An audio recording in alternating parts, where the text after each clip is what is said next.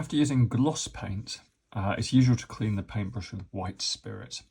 White spirit contains hydrocarbons found in crude oil. Is the following hazard symbols on the bottles? So we've got 3 hazard symbols. Name each hazard symbol. State a precaution that would be sensible to use when cleaning the brush associated with each hazard.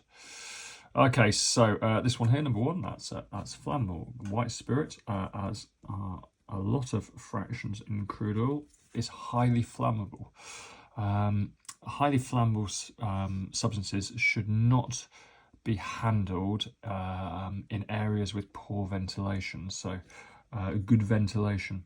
In fact, the best ventilation is outside. Okay, so clean the brush outside. There was a terrible story once upon a time when there was a shortage of fuel. I think the tanker drivers went on strike, and a person was trying to decant petrol in their kitchen at home, and the vapours got into the atmosphere, and these vapours, yes, they're highly flammable, they also become explosive in that environment, and then the kitchen burst into flames.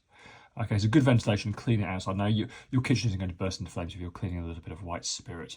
Okay, so long as there's a window open, so please don't panic, but good ventilation is the key there, and that's what that says to us as chemists. If you're doing it in the lab, you're going to use a fume cupboard, but obviously you don't have a fume cupboard at home.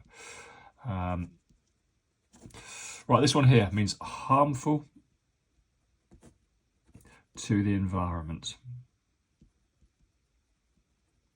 Okay, so the key thing there, don't put it down the sink, okay, or the drains. Okay, we don't want it in the foul water stuff, because that all goes off to a sewage farm, where the sewage farm deals with the sewage in the wastewater, but it can't deal with pollutants like white spirit, pollutants with this symbol there. So it will go out of the sewage farm into the rivers, and it will kill fish and damage the ecosystem, damage the environment.